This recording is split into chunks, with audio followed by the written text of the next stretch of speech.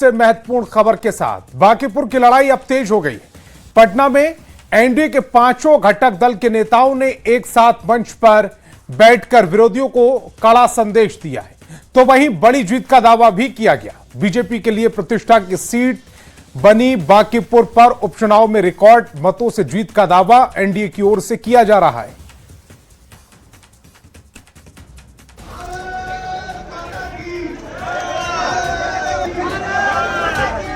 बांकीपुर विधानसभा seat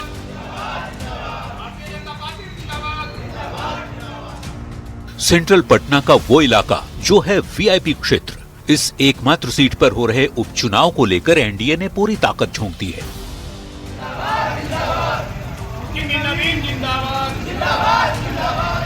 Narendra Modi जिंदाबाद।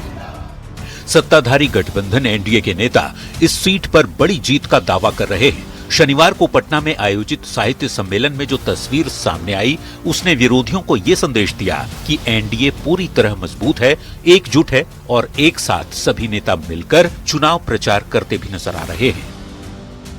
NDA के पांचों दलों के प्रदेश अध्यक्षों ने एक साथ बांकीपुर से एनडीए प्रत्याशी के समर्थन में प्रचार भी करते दिखे। एक बड़े सम्मेलन के बाद पांचों दलों के प्रदेश अध्यक्ष ने एक तरफा जीत का दावा किया है। सुन लीजिए। जो लोग पिछली बार अन्य दलों में भी लगे हुए थे, वो लोग भी नीरज कुमार सिन्हा जैसे कार्यकर्ता को देख के वो लोग भी लग गए। एनडीए के पांचों दल के माननीय विधायक जनसंपर्क अभियान में जुटेंगे। 21, 20, 21, 22 लगातार संपर्क में रहेंगे और यहाँ ऐतिहासिक एनडीए की जीत होगी। एनडीए का यहाँ परमानेंट सीट रहा है और हर हालत में भारी बहुमत से जीतेगा। उत्साह जो दिख रहा है और यहाँ का बांकीपुर का इस बार हमको लगता है कि पिछला जो 51,000 का रिजल्ट का अंतर रहा, उसको पार करते हुए बड़ी बहुमत में नीरज जी जीतेंगे। पांचों पार्टी के हम लोग प्रदेश अध्यक्ष कार्यकर्ता थे। आज से 12 दिन चुनाव रह गया है। एनडीए गठबंधन का प्रत्याशी भारतीय जनता पार्टी के समर्थक नीरज सिन्हा भारी मतों से चुनाव।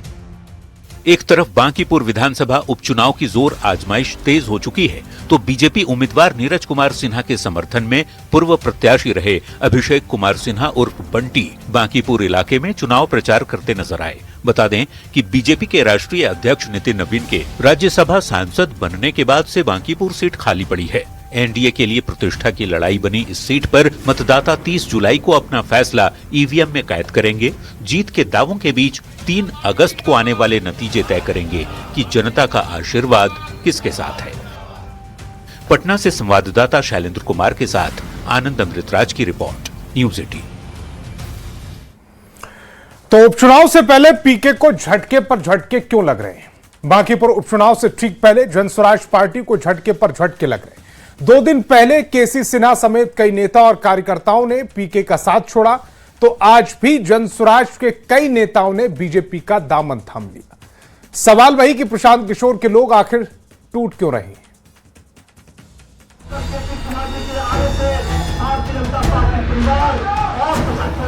बांकीपुर उपचुनाव से पहले जनसुराज पार्टी को लगातार झटका मिलने का दौर जारी है। 2 दिन पहले ही केसी सिन्हा सहित कई बड़े नेताओं ने पार्टी छोड़ बीजेपी का दामन थामा था। जीना यहाँ, मरना यहाँ, इसके सिवा अब कहीं जाना नहीं। तो शनिवार को एक बार फिर से बीजेपी में जनसुराज के कई नेता शामिल हो गए। पटना बीजेपी दफ्तर में आयोजित मिलन समारोह में जनसुराज के नेता अविनाश प्रताप, रूबी सिंह, रूबी गुप्ता सहित कई लोगों ने बीजेपी का दामन थाम लिया। बिहार सरकार के मंत्री प्रमोद चंद्रवंशी ने इन नेताओं को बीजेपी की सदस्यता दिलाई। भारतीय जनता पार्टी के कार्यकर्ता जनसुराज के जमानत जब्त करने के लिए काम कर रही है। तो और जो हमारे इतने लोग जो आ गए हैं उनके दल से, वो मुझे ताकत मिली है। बांकीपुर में मुख्य मुकाबला बीजेपी और आरजेडी के बीच है। जनसुराज के संस्थापक प्रशांत किशोर खुद पहली बार बांकीपुर सीट से ताल ठोककर मुकाबले को दिलचस्प बनाने की कोशिश जरूर की है, पर जिस तरह से उपचुनाव से पहले एक एक कर प्रशांत किशोर के करीबी नेता उनका साथ छोड़ कमल का दामन थाम रहे हैं, उससे बीजेपी की स्थिति मजबूत हो रही है। वैसे अपनों को साथ बनाए रखना इस उपचुनाव में पीके के लिए सबसे बड़ी चुनौती बन चुकी है। पटना से संवाददाता शैलेंद्र कुमार के साथ ब्यूरो रिपोर्ट, न्यूज 18।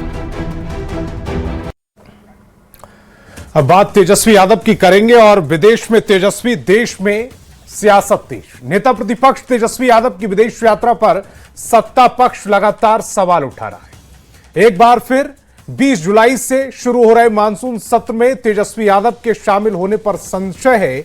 ऐसे में सत्ता पक्ष के नेताओं ने सवाल उठाए हैं। बीजेपी का आरोप है कि नेता प्रतिपक्ष तेजस्वी यादव अपनी जिम्मेदारी नहीं समझते हैं, जिस पर आरजेडी ने पलटवार किया है। शायद नेता प्रतिपक्ष का नया मॉडल बना दिया है। बिहार में राजनीति, विदेश में छुट्टियां और विधानसभा से दूरी। जब जनता ने विपक्ष की जिम्मेदारी दी है तो सदन से गायब रहना जनता के विश्वास का अपमान है। तेजस्वी जी की खोज वाले भारतीय जनता पार्टी के नेता ये बताएं कि तेजस्वी प्रसाद यादव और तेजस्वी फोबिया की राजनीति कब तक करते रहेंगे। तेजस्वी यादव नेता प्रतिपक्ष हैं, राष्ट्रीय जनता दल के सबसे बड़े नेता हैं। न चुनाव में दिख रहे हैं, न विधान मंडल के आयोजित होने वाले सत्र को लेकर उनकी पार्टी आश्वस्त कर पा रही है कि बतौर नेता प्रतिपक्ष अपनी जिम्मेदारियों का निर्वहन करने के लिए वो रहेंगे या नहीं। देखिए, राहुल गांधी को अपना आदर्श मानते हैं तेजस्वी यादव, लेकिन राहुल गांधी तो घूम के आ गए। ये तेजस्वी यादव जी अभी तक घूम ही रहे हैं। ये बिहार के अंदर चुनाव हो रहा है, बांकीपुर में उनकी उम्मीदवार अकेले घूम रही है। नेता के तौर पर वो यूरोप घूम रहे हैं, क्योंकि उनको पता है कि रिजल्ट तो आउट है, भारतीय जनता पार्टी जीतेगी। और पटना से बड़ी खबर है, 72वीं संयुक्त पीटी परीक्षा स्थगित कर दी गई। 26 जुलाई को यह परीक्षा होनी थी। बीपीएससी परीक्षा नियंत्रक राजेश कुमार सिंह ने यह नोटिस जारी किया है। नई तिथि की जल्द सूचना जारी होगी। रजनीश मेरे सहयोगी ज्यादा जानकारी के साथ फोन लाइन पर जुड़ रहे हैं। रजनीश, जो 72वीं संयुक्त पीटी परीक्षा होनी थी उसको स्थगित कर दिया गया है। फिलहाल इसके स्थगन के पीछे की क्या जानकारी मिल रही है? देखिए, बीपीएससी के परीक्षा नियंत्रक हैं राजेश कुमार सिंह, उन्होंने नोटिस जारी कर दिया है। जो 26 जुलाई को जो परीक्षा होनी थी बीपीएससी 72 पीटी परीक्षा, उसको लेकर नोटिस जारी किया गया है कि अपरिहार्य कारणों से परीक्षा स्थगित की जाती है। हालांकि नई तिथि की सूचना अभी नहीं दी गई है, लेकिन कहा जा रहा है कि जल्द ही नई तारीख का भी ऐलान किया जाएगा। हालांकि अब जुलाई माह में उम्मीद नहीं है कि अब परीक्षा ली जाएगी। अगस्त महीने में संभव है कि अब पीटी परीक्षा हो जाए। और अपरिहार्य कारण बताया गया है। फिलहाल आयोग के तमाम अधिकारी हैं, कारण नहीं बता पा रहे हैं कि आखिर किस वजह से अचानक जो है परीक्षा जो है स्थगित कर दी गई है। जी, आप बता रहे हैं कि अगले महीने परीक्षा हो सकती है, लेकिन अभी ये परीक्षा क्यों स्थगित की गई है, इसके पीछे की कोई ठोस जानकारी नहीं है। बिल्कुल, अभी आयोग के अधिकारी अभी जानकारी नहीं दे पा रहे हैं। हो सकता है कि जो बड़े पैमाने पर जो तैयारी का दावा करता है आयोग, उस प्रकार से तैयारी ना हो, कुछ कमियां रह गई हो, या बायोमेट्रिक कहा जा रहा है कि जो प्रणाली है उसमें कुछ बदलाव की बात हो, या फ्लड की भी सूचना मिल रही। कई जिलों में फ्लड के अचानक आने के बाद जो है स्थिति थोड़ी असामान्य हो गई है, ये भी रीजन हो सकता है। तो अभी कयासों का दौर जारी है। आयोग के अधिकारी हालांकि फिलहाल अभी कुछ जवाब नहीं दे रहे हैं किन कारणों से परीक्षा स्थगित हुई है। जी, लेकिन जो लाखों छात्र इसकी तैयारी कर रहे थे उनके लिए तो ये बड़ा झटका है। बिल्कुल बड़ा झटका कहा जाए, क्योंकि बीपीएससी जो है अपने कैलेंडर के हिसाब से परीक्षा की तिथि का ऐलान किया था। कैलेंडर भी बेपटरी हो जाएगा। और दूसरी तरफ ये है कि जो परीक्षार्थी हैं जो तैयारी में थे कि अब 26 तारीख को इम्तिहान देंगे, उनका मनोबल भी टूट सकता है। हालांकि तैयारी करने का मौका जरूर मिला है, लेकिन कहीं ना कहीं ये अच्छी बात नहीं है कि अचानक परीक्षा स्थगित कर दी गई है ऐन वक्त पर, जब परीक्षार्थी अब सेंटर की तैयारी में थे कि वहां जाएंगे, एग्जाम देंगे। जी रजनीश, ये जो परीक्षा है इसके स्थगन की जो ठोस जानकारी है वो कब तक छात्रों तक पहुंच पाएगी? क्योंकि जो वो परीक्षा की तैयारी करते हैं और चूंकि अभी अगली परीक्षा की डेट भी नहीं आई है, ऐसे में थोड़ा सा कंफ्यूजन उनके मन में जरूर हो रहा होगा। बिल्कुल उम्मीद है इस सप्ताह में जो है बीपीएससी फिर से एक नया नोटिस जारी करेगा, जिसमें नई तारीख का संभवतः ऐलान किया जाए कि आखिर किस तारीख को एग्जाम लिया जाएगा, और जो परीक्षार्थी हैं उन्हें धैर्य रखने की भी अपील करेगा आयोग। जी रजनीश, आप मेरे साथ जुड़े, आपका बहुत बहुत शुक्रिया। और पटना में बिहार इंजीनियरिंग यूनिवर्सिटी के तीसरे दीक्षांत समारोह का ज्ञान भवन में आयोजन हुआ है। समारोह में यूनिवर्सिटी के चांसलर और मुख्यमंत्री सम्राट चौधरी ने मेधावी छात्रों को स्वर्ण, रजत और कांस्य पदक देकर सम्मानित किया। इस दौरान मुख्यमंत्री ने इंजीनियरिंग शिक्षा, शोध, स्टार्टअप और बिहार के तकनीक विकास को लेकर कई बड़ी घोषणाएं भी की। मुख्यमंत्री ने इंजीनियरों से बिहार को विकसित बनाने में योगदान देने के साथ ही जॉब लेने वाले की जगह जॉब देने वाले बनने की अपील की। इस मौके पर सीएम ने कहा कि MIT मुजफ्फरपुर में सिविल इंजीनियरिंग के लिए विशेष विश्वविद्यालय विकसित किया जाएगा, जबकि भागलपुर में आर्टिफिशियल इंटेलिजेंस और कंप्यूटर साइंस पर केंद्रित विश्वविद्यालय स्थापित करने की दिशा में काम होगा। साथ ही विक्रमशिला विश्वविद्यालय की स्थापना को लेकर भी सरकार की प्रतिबद्धता को दोहराया गया। क्योंकि हमारे यहाँ ट्रेंड है कि हमको सरकारी नौकरी मिल जाए, भले वो चतुर्वर्गीय कर्मचारी का नौकरी क्यों ना हो। हम सिक्योर्ड करना चाहते हैं अपने आप को। लेकिन मेरा ये मानना है कि यदि अपने जीवन को समृद्ध बनाना है और परिवार की समृद्धि का रास्ता खोलना है, तो जॉब लेने वाला नहीं बनकर जॉब देने वाला बनने की कल्पना के साथ लोगों के बीच में जाइए। जरूर मेरी मानना है कि आप आगे बढ़ेंगे। इसलिए मैं फिर से विकसित भारत और समृद्ध बिहार के रास्ते में इस युवा पीढ़ी का योगदान मिले, बिहार आगे बढ़े, बिहार समृद्ध हो। और मुख्यमंत्री सम्राट चौधरी ने आज दीक्षांत समारोह में बिहार इंजीनियरिंग कॉलेज के छात्र छात्राओं को डिग्री देने पर सम्मानित किया है। इस सम्मान से छात्र छात्रा बेहद उत्साहित दिखे और बिहार को आगे बढ़ाने में अपना योगदान देने की बात कही। मेरे लिए गर्व का दिन है। इतना जो मेहनत किए हैं उसका आज एक अवार्ड मिल रहा है, वो डिग्री मिल रहा है। बहुत गर्व की बात है मेरे लिए, मेरे परिवार के लिए बहुत खुशी का दिन है। यहाँ थी स्टेटमेंट है सीएम सर का कि इनोवेशन है, AI की टेक्नोलॉजी है आज के जमाने में कि आप जॉब देने वाले बने।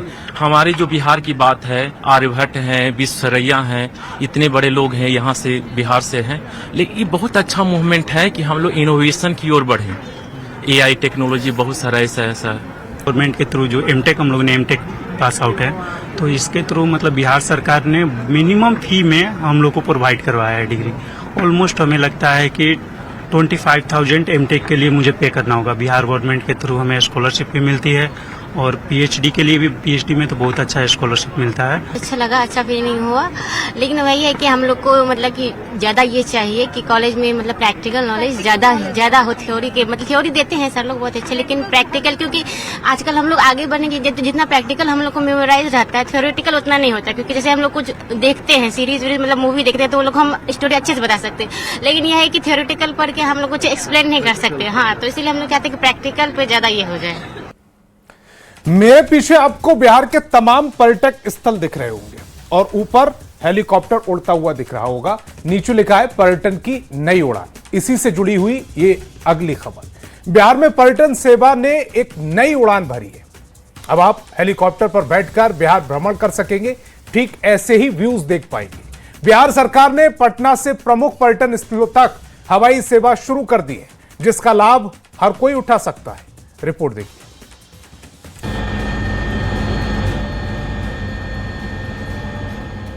क्या आपने कभी सोचा है कि बिहार ऊपर से कैसा दिखता है? राजगीर की पहाड़ियां, पटना की गंगा नदी, कैमूर के झरने, ये सब ऊपर से देखने में कैसे लगते होंगे? अगर आपके मन में भी यही जिज्ञासा है तो आप बिहार सरकार की हेली टूरिज्म का फायदा उठा सकते हैं। अब हेलीकॉप्टर से आप बिहार की विरासत और पर्यटन को देख सकेंगे। ये सेवा पटना से 4 मुख्य पर्यटन स्थलों के लिए शुरू की गई है।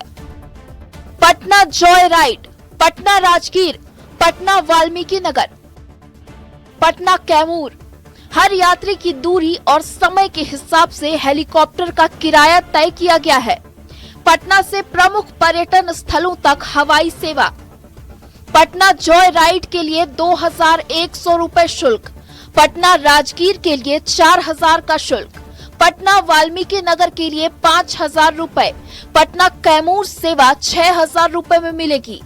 इस नई सेवा के शुरू होने से बिहार के लोगों में बेहद उत्साह देखने को मिल रहा है। ये एक्सपीरियंस तो बहुत ही अच्छा है और पटना ऊपर से बहुत खूबसूरत है, तो मैं सारे नागरिकों को बोलूँगी कि आप आइए, पटना की जॉय राइड को बुक कीजिए और खुद एक्सपीरियंस कीजिए। कैसा रहा पहला राइड आपका? बहुत ही शानदार, बहुत ही अच्छा अनुभव था मेरे लिए और मैं काफ़ी एक्साइटेड थी और मुझे हेली जॉय राइड करके बहुत ही ज़्यादा मज़ा आया। पर्यटन के क्षेत्र में ये नई उड़ान बिहार में विकास की नई ऊंचाइयों की गवाही दे रही है। ये सिर्फ हेलीकॉप्टर की उड़ान नहीं है, बल्कि बढ़ते बिहार और बदलते बिहार की तस्वीर है। न्यूज़ 18 के लिए पटना से संवाददाता शैलेंद्र कुमार की रिपोर्ट। और इसी बीच बड़ी खबर मिल रही है। बिहार में अवैध बालू खनन केस में राजस्थान से दिल्ली तक 12 ठिकानों पर ईडी ने छापेमारी की। इस दौरान 2 करोड़ 92 लाख रुपए कैश जब्त किए गए हैं। बिहार के बांका जिले में करोड़ों रुपए के अवैध बालू खनन मामले में यह कार्रवाई हुई।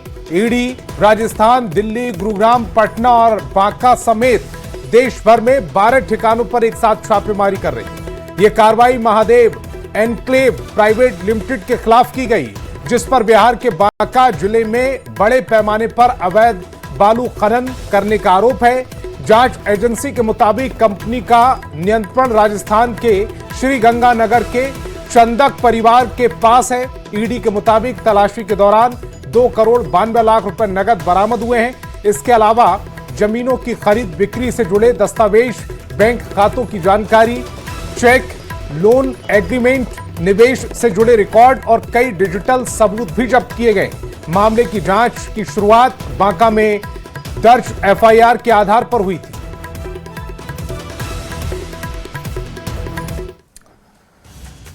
गिरफ्त में गद्दार, अब खोलेंगे राज।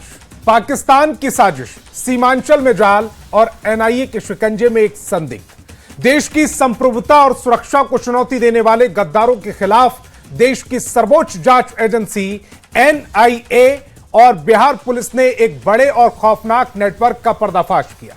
कटिहार से हुई गिरफ्तारी ने देश की सुरक्षा एजेंसियों को अलर्ट कर दिया। आखिर कौन था यह शख्स और क्या था इसका कथित मिशन, दिखाते एक रिपोर्ट के जरिए। खा रहा भारत का अन्न, गा रहा पाक का गाना। सुरक्षा एजेंसियों को लगी भनक, कटिहार में छिपा है गद्दार अहद। कानून के हाथ में आए जब सपोले, एनआईए की सख्ती के आगे सारे राज खोले। भारत का नमक खाकर पाकिस्तान के इशारे पर नाचने वाले एक और आस्तीन के सांप का गेम लगभग ओवर हो चुका है। एनआईए और बिहार पुलिस ने कटिहार के मूसापुर से मोहम्मद अहद नाम के इस गद्दार को दबोच लिया है। ये कोई छोटा मोटा मोहरा नहीं, बल्कि सरहद पार बैठे पाकिस्तानी गैंगस्टर्स और आतंकियों का स्लीपर सेल है। सबसे पहले न्यूज़ 18 ने ये खबर दिखाई थी, जिस पर मुहर लगाते हुए पुलिस ने साफ कर दिया है कि अहद मेमोन एंड जूट 33 नाम के एक व्हाट्सएप लिंक के जरिए सीमांचल के युवाओं का ब्रेन वॉश कर रहा था। मुंगेर से पकड़ा गया संदिग्ध भी सीधे इसी के संपर्क में था। ये पूछताछ में और इन्वेस्टिगेशन में यह निकल कर आया था कि वो पाकिस्तान बेस्ड एक हैंडलर के कांटेक्ट में था। उससे सोशल मीडिया व्हाट्सएप और ये टेलीग्राम इत्यादि से संपर्क में था और कोई बड़ी आपराधिक आतंकवादी घटना करने के फिराक में था। साथ ही साथ वो अन्य भी कुछ युवकों को इनकरेज कर रहा था कि वो इस नेटवर्क का पार्ट बने। जो पाकिस्तान बेस्ड हैंडलर था वो इसे इनकरेज या मोटिवेट कर रहा था कि यहाँ से दिल्ली जाए और वहाँ पे कोई चोरी का गाड़ी का बंदोबस्त करे। उसके बाद क्या करना है ये उसके बाद उसे बताया जाएगा। अब सबसे बड़ा सवाल है कि आखिर इस गद्दार को दिल्ली से चोरी की गाड़ी का इंतजाम करने को क्यों कहा गया था? पुरानी कार से क्या नया करने जा रहा था गद्दार मोहम्मद अहद? क्या देश की राजधानी को बम धमाकों से दहलाने की साजिश थी? क्या माहौल बिगाड़ने के लिए भीड़ में कोई खौफनाक प्लान? साजिश चाहे जो भी हो, देश के इन दुश्मनों को अब पाताल से भी खोजकर सीधे सलाखों के पीछे भेजा जाएगा। गद्दारों का काउंटडाउन शुरू हो चुका है। निश्चित तौर पर सीमांचल का यही इलाका है और अगर डाटा की बात करें तो समय समय पर लगभग 1 दर्जन से अधिक ऐसे लोगों का गिरफ्तारी हो चुका है पहले भी कटिहार से, जो किसी ना किसी माध्यम से पाकिस्तानी आतंकवादी संगठन से ताल्लुक रखते थे। फिलहाल ये मामला भी बेहद बड़ा मामला है और देश की सुरक्षा एजेंसी और कटिहार पुलिस लगातार इस पूरे नेटवर्क को खंगालने की तैयारी में है। सुब्रत, न्यूज़ 18 कटिहार। बड़ी खबर सासाराम से, जहां कोचस में लग्जरी कार से 2 युवकों को कुचलने का मामला सामने आया। इसका सीसीटीवी फुटेज भी सामने आया है जिसमें कार से युवकों को कुचला जा रहा है।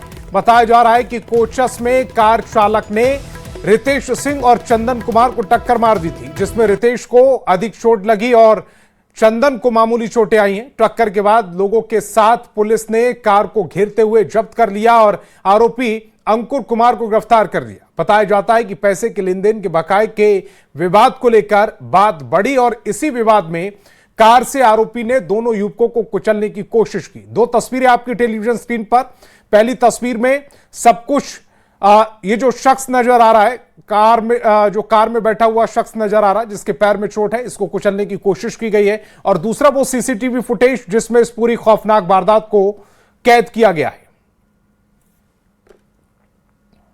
कोई दुश्मनी नहीं था, कुछ भी नहीं था। मैं वहाँ टी जंक्शन में खड़ा था, वहाँ पर चाय पी रहे थे हम लोग। उधर से गाड़ी आया, बहुत तेज घुमाया, उधर से फिर आया। हम बोला, जो नितेश नाम का लड़का था उसे बोल रहा था आओ आओ करके। मैं गया उधर साइड में, मेरा को जानबूझ करके गाड़ी घुमा करके फिर मेरा को जानबूझ करके मार के चला गया उधर की तरफ। और मोतिहारी से बड़ी खबर है, पिपरा कोठी से शराब की बड़ी खेप जब्त की गई है। 2 कार से जब्त की गई है शराब। जब्त शराब की कीमत करीब 25 लाख रुपए आकी जा रही है। गोदाम में शराब को छुपाकर तस्कर ले जा रहे थे। छापेमारी में पुलिस को यह सफलता मिली है। मोतिहारी से बड़ी खबर और एक्सक्लूसिव तस्वीरें इस समय न्यूज़ 18 बिहार झारखंड पर आप देख रहे हैं। पिपरा कोठी से शराब की बड़ी खेप को जब्त किया गया। 2 कार से यह शराब जब्त की गई है। जब्त शराब की कीमत करीब 25 लाख रुपए की जा रही है। गोदाम में शराब को छिपाकर तस्कर ले जा रहे थे। छापेमारी में पुलिस को यह सफलता मिली।